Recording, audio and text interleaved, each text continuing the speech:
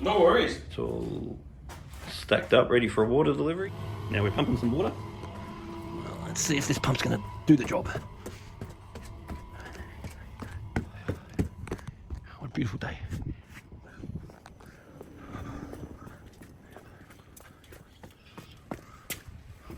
Let's see how it's coming out. All right, so we have water. Aquarium is going to start off as a fish-only aquarium. So one of the things about a fish-only aquarium is we don't want heaps of light. We want to make sure the light's not super blue because it won't show up the colours of the fish. We want to set the light to be more of a full spectrum, so we're really seeing the fish colours.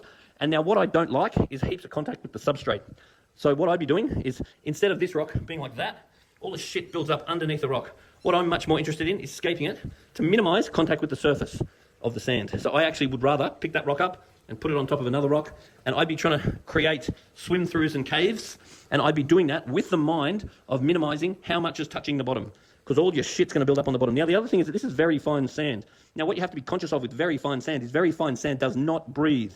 You can't get good oxygen into the sand, so therefore it quickly becomes anoxic, and when it becomes anoxic, you have the fear of what's called hydrogen sulfide. So there are various bacteria that you can add that actually help to eliminate hydrogen sulfide, but the best way of eliminating hydrogen sulfide is by allowing the sand to stir up. Now, because this sand is super fine, you've got to watch your blowers because they blow it all around, and the sand looks great though. Like, it looks really, really good, but I don't like the lever being too thick.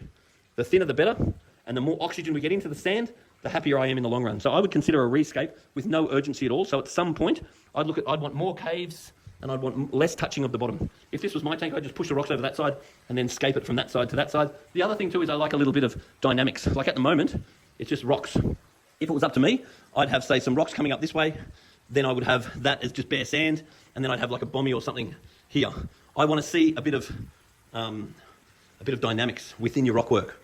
So I reckon I could rescape this very quickly, and oh, I like that rock. It sort of looks like a dick and balls. Look at that. Actually, on the camera it doesn't, but in real life it does. These sorts of things entertain me. So anyway, yeah, so that light's much better. But if it's a fish-only tank, what we're looking at doing is minimising light. So that's pumping away nicely. That has a lot of head. I was surprised by that. Now what I'm going to do is start emptying those into there so it all gets pumped up. Aquarium here that we're getting started. So we've got a mesh top that we're going to evict, because it's really important that you do everything to make your aquarium workable, which that mesh is very workable, but it has to look good.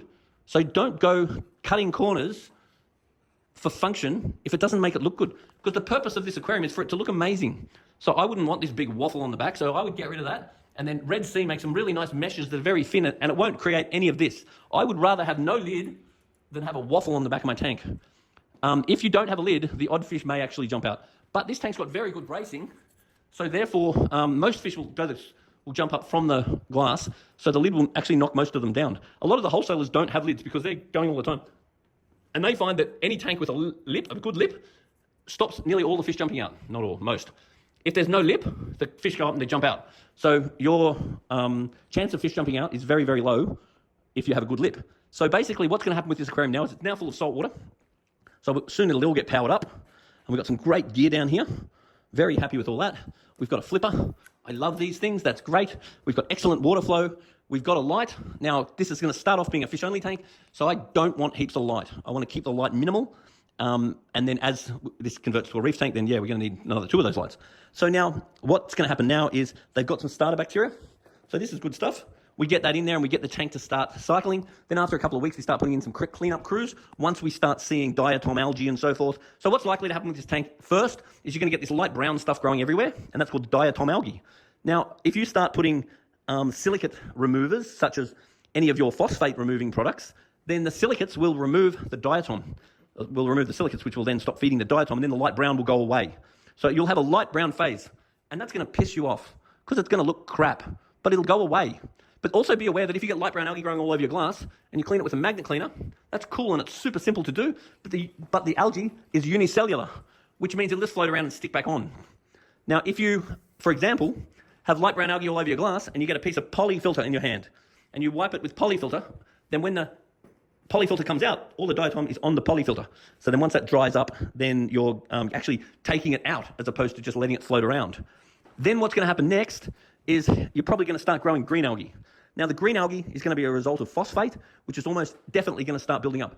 If you start using phosphate medias such as GFO for removing your silicates, that will also start to strip out your phosphates. Then when your phosphate starts to come down, then the green algae should start to subside. Now, this is a few months down the track now.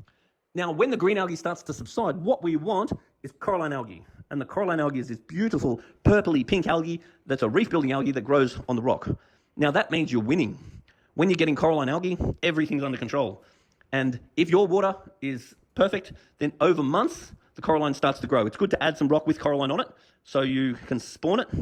And then what is going to happen is if your water quality is not right and you don't have nice elevated calcium, pH, KH, magnesium with low phosphate, nitrate and silicate, then you start getting red slime algae. And red slime algae looks like shit and it pisses you off. So once you stabilize your water, the red slime should go away. So your aim is get good coralline. If you're not getting good coralline, that means that 3 months ago, your water was not right. It was not stable. If you stabilize your water now and you introduce fragments of coralline, then in 3 months from now, you should start getting coralline. And there's a biological lag to everything you do.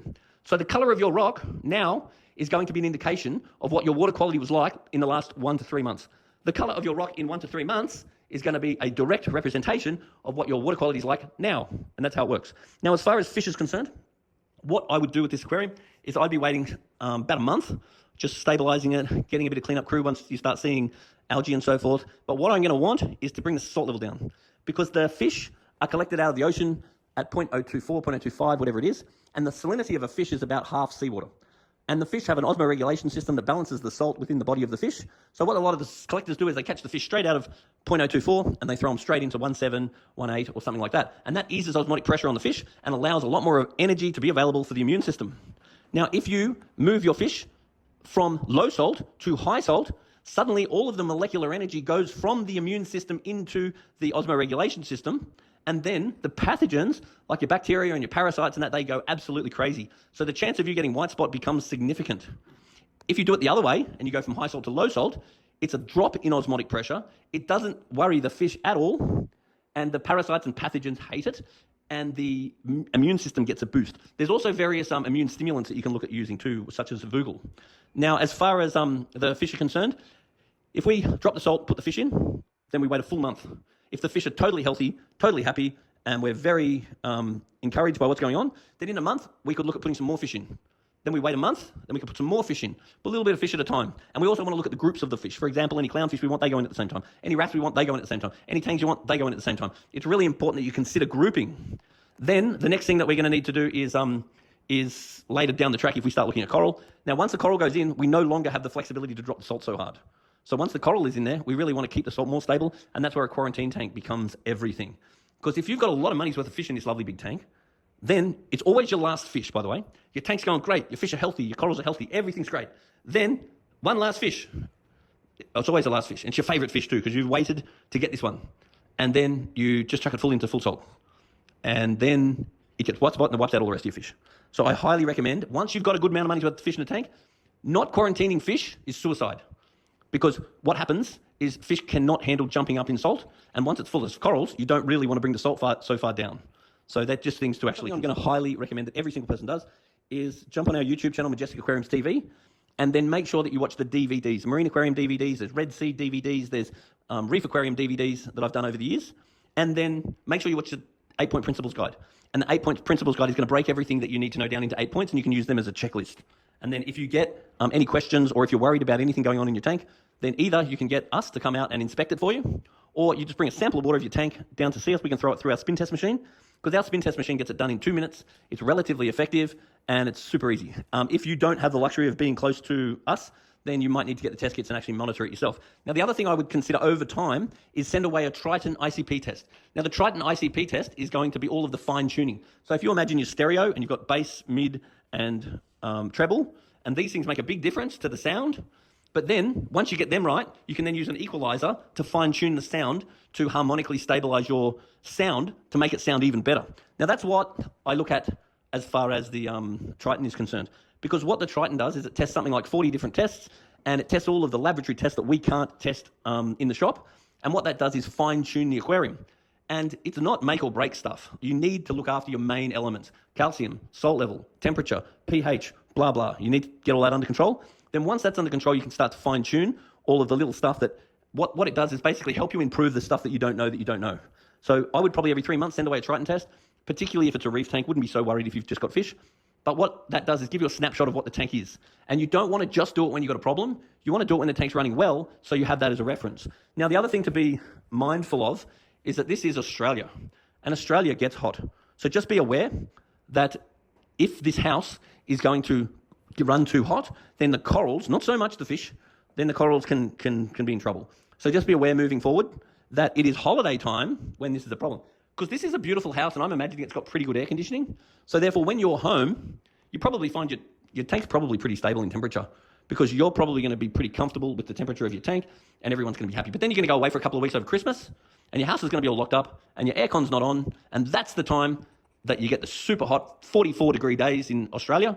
And these 44-degree days belting down on this beautiful house with no aircon is going to be a catastrophe for your corals, not so much your fish. So just be aware of that. So you've got plenty of room here for a chiller if you needed it, but that's something that you're just going to have to monitor. Now, the other thing is biomedia. So we've got some rubble here. Now, this is an option. This is okay. It is no big problem.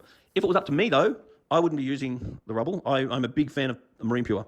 And what Marine Pure does is that's polysorted. What Marine Pure does is offer parallel denitrification with a certain amount of surface area to void space ratios. So it really helps with your denitrification. Now, I'm not sure you've got a dosing pump. You don't really need a dosing pump in a fish-only aquarium, but also looking at your top-up. So putting a top-up chamber somewhere is somewhere you're going to have to look at. Yeah, that's a top-up in principle. It's not really a top-up. So in the future, you might find that you need to keep filling that up too often. So at some point in the future, you might want to look at a bigger situation for your top-up. And then you probably want to ventilate this cabinet as much as possible too. Oh, okay, I'm happy to see that. So basically all looking great. Make sure these are set to give you plenty of surface agitation. And then as long as you bring a sample of water and a video into us on a semi-regular basis, we can just guide you through. And ultimately, whatever you see going on, I recommend you talk to as many people as you want, Google as much as you want, but I'm hesitant to recommend you just go doing stuff, because if we're going to act like an advisor to you, then we've got a system that works, and sometimes you can't put forward parts in a Holden. Sometimes someone can tell you something that works for them, but in the system that we're encouraging and promoting, maybe that advice isn't going to work in that particular circumstance. So never be afraid just to hit us up and ask us a question so we can keep it all on the same page. And ultimately, keeping a reef tank like this is actually quite easy, providing we understand the 8 principles and providing that we understand that everything in the tank should grow. And if it's not growing, it's dying. And typically they only die for 2 reasons: because there's too much of something or not enough of something.